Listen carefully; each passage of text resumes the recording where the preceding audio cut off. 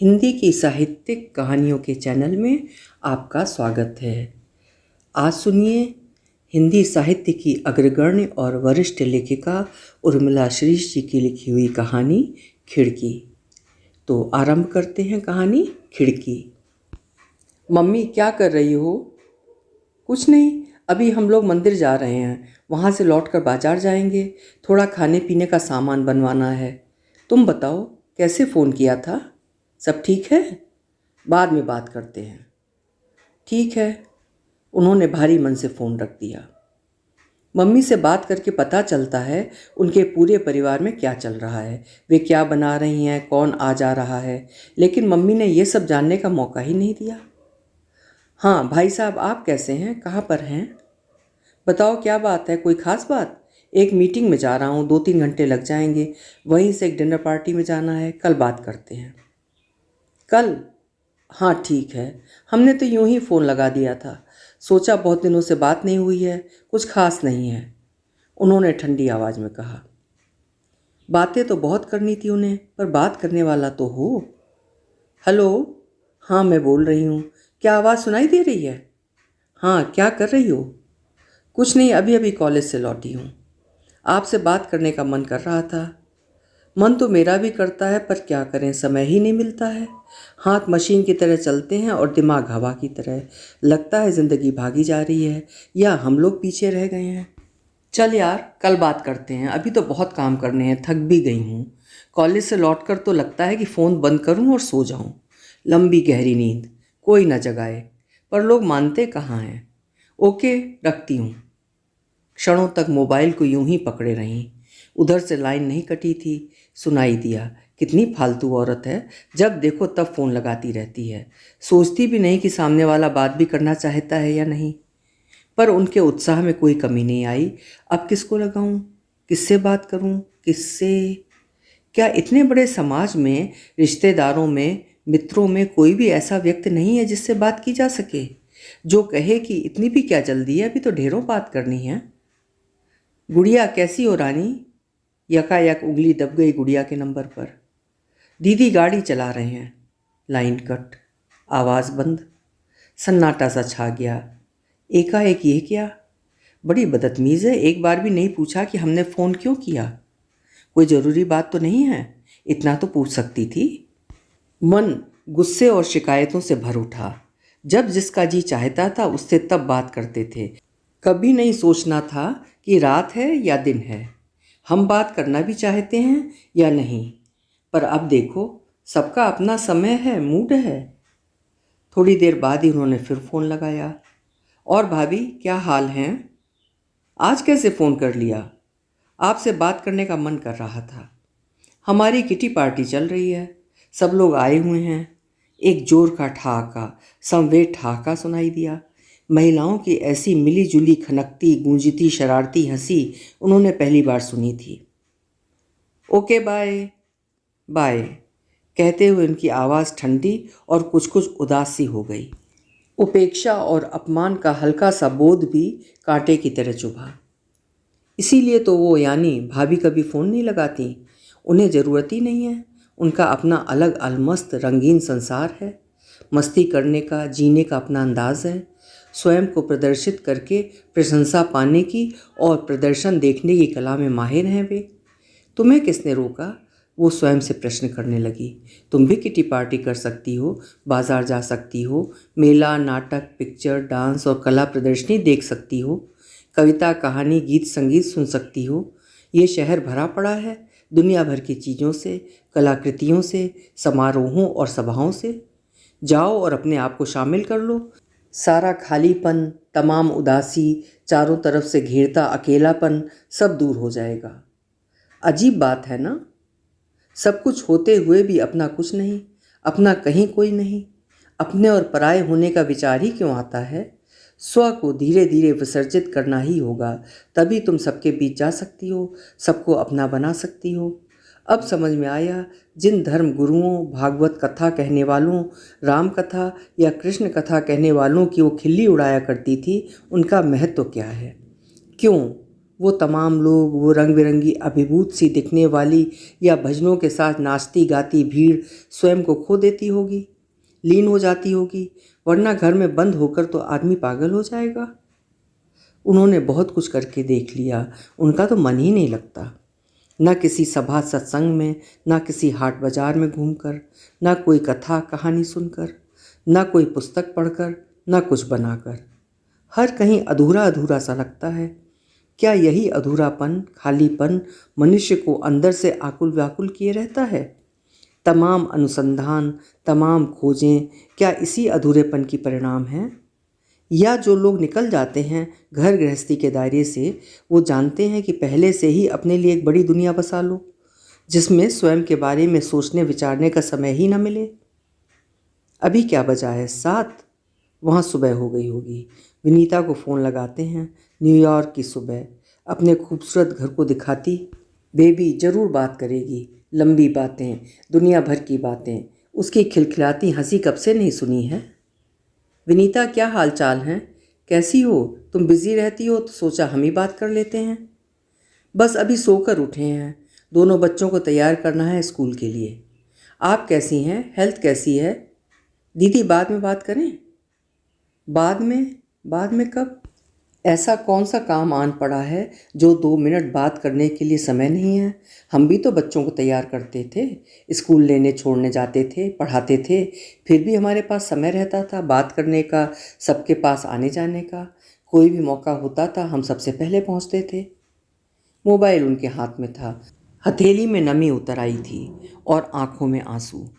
कितने बेलिहाज होकर फ़ोन काट दिया। आदमी कितना अकेला होता जाता है धीरे धीरे। क्यों क्यों ऐसा क्यों हो रहा है? जिससे भी बात करो वही बहाने बना देता है। क्या सचमुच हम भी फालतू हैं? आंसुओं को पूछा। चित्त शांत करने के लिए बाहर निकल आईं। बाहर की चहल पहल ने उनके संतप्त मन को थोड़ा सा शांत किया। कई बार सोचा कि घर में 2-4 लड़कियों को रख लें, आधा हिस्सा किराए पर दे दें, पर सबसे डर लगता है कौन कब धोखा दे जाए, उन्हीं को लूट ले या घर में अनावश्यक लोगों की घुसपैठ हो जाए। अजीब सी जिद थी या भीतर की छटपटाहट। यहाँ खड़े होकर भी उन्होंने 10-12 फ़ोन लगा दिए। No response, not reachable, busy, आपका फ़ोन नहीं ले रहे हैं, कुछ देर बाद संपर्क करें, को फ़ोन करने के लिए धन्यवाद। बस यही सारे वाक्य सुनाई दे रहे थे। किसी ने भी कॉल बैक नहीं किया। कोई बहाना भी नहीं बना सकता। स्क्रीन पर नंबर, समय और तारीख आ जाती है। देर तक वे उन सबके फ़ोन का इंतज़ार करती रहीं। क्यों नहीं लगाया किसी ने भी फ़ोन? उनका मन नई बेचैनी से उद्विग्न हो उठा। क्या सबने उनको निष्कासित कर दिया है अपनी लिस्ट से, अपनी ज़िंदगी से? वे सबसे बात करके कारण जानना चाहती थीं। अभी कितना बजा है? रात्रि के 9, मात्र 9 बजे हैं। इस समय तक बेटी फ्री हो जाती है। हाँ मामा, कैसे लगाया फ़ोन? क्यों, क्या यूं भी फ़ोन नहीं लगा सकती? तुम्हें तो समय मिलता नहीं। घर गृहस्थी के जंजाल में फंसी हूँ, सुबह से शाम तक चक्करगिन्नी बनी रहती हूँ। आपने किन झंझटों में फंसा दिया, दिमाग ख़राब कर दिया आप सबने। क्या हो गया? एक यही लड़की तो संभलती नहीं, दूसरे बच्चे के लिए मेरी सास प्रेशर डाल रही है। आपने कहा होगा।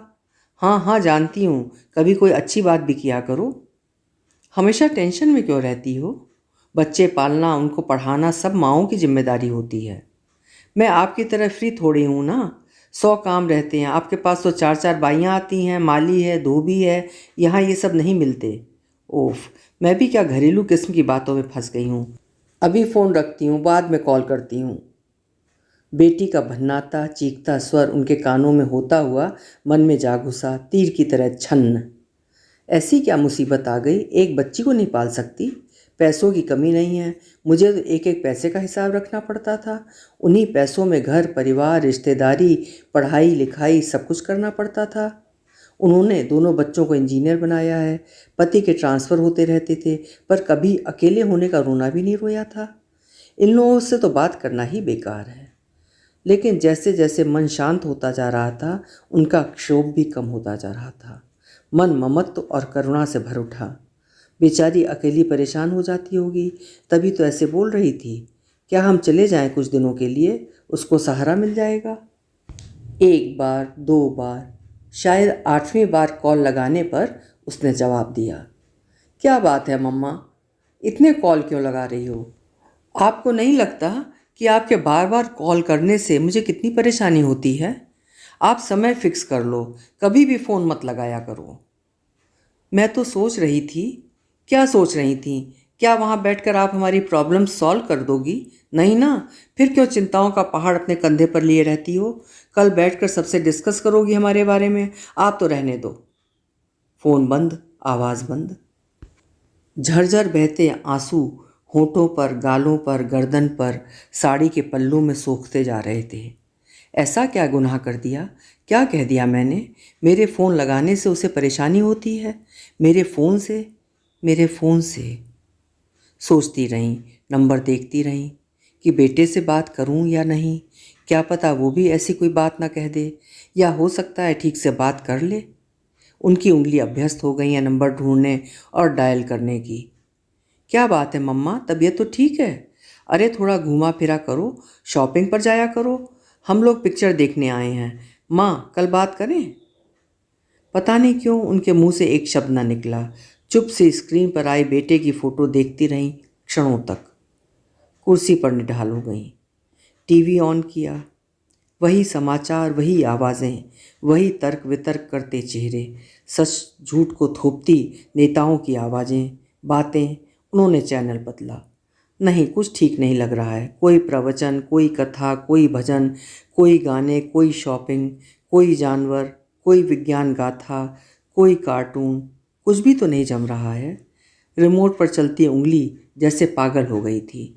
हर चैनल से आती आवाज़ दूसरी तीसरी आवाज़ में बदलकर कुछ और ही बता जाती थी। इतना बड़ा घर, ऊपर के कमरों में तो जाने का मन ही नहीं करता था। हफ्ते में एक बार झाड़ू पोछा लगवा देती थी। पहले बच्चे हर साल आते थे। धीरे धीरे बच्चों के काम बढ़ते गए, स्थान बदलते गए। वे दुनिया में घूमते फिरते फैलते गए थे और वे सिमटते सिमटते इस घर में कैद होती गई थीं। मकान को बनाने में पूरे 4 साल लग गए थे। एक एक चीज़ बाहर से बुलवाई थी। कलात्मकता का ऐसा बेजोड़ कलेक्शन कि लोग उनका घर ही देखने आते थे। कई वर्षों तक ये सिलसिला चलता रहा था। फिर धीरे धीरे लोगों का आना जाना कम होता गया था। उसके बाद कभी कभार ही कोई आता था।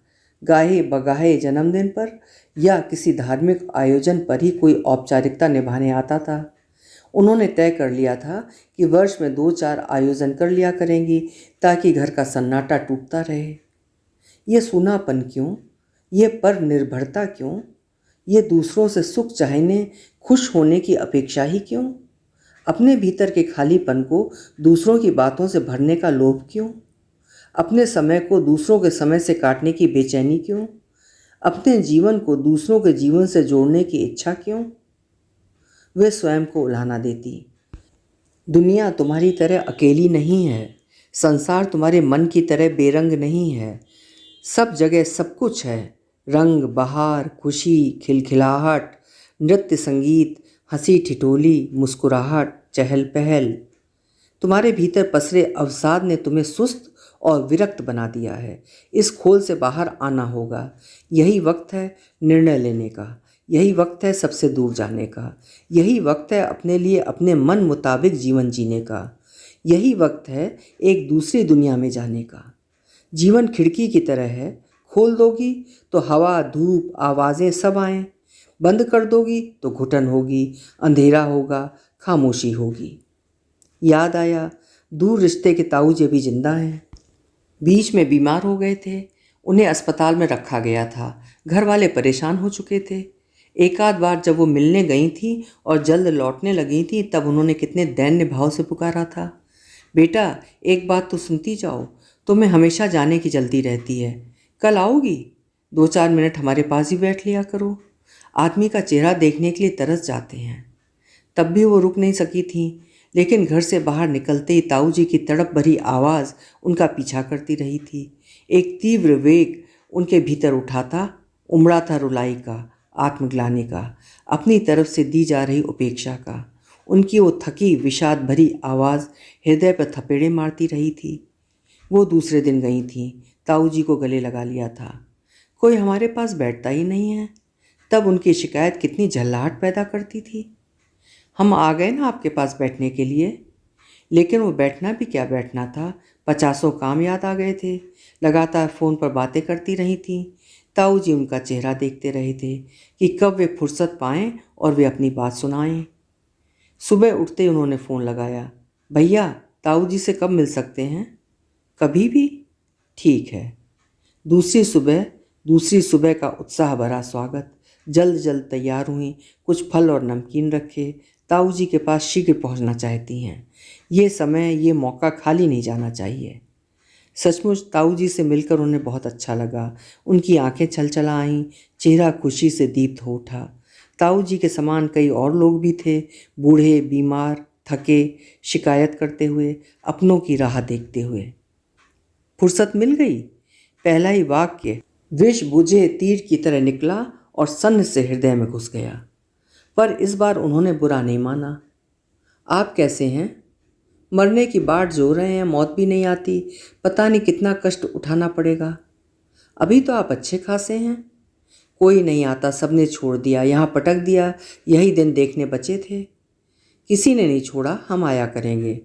उन्होंने देखा ताऊ जी बच्चे की तरह आंखें मूंदे स्नेह और स्पर्श की धारा में डूबे हुए थे। उन्होंने आसपास देखा। क्या यहाँ उनकी ज़रूरत है? यहाँ चुप रहने की, बोलने की ज़रूरत है। यहाँ सुनने सुनाने की ज़रूरत है।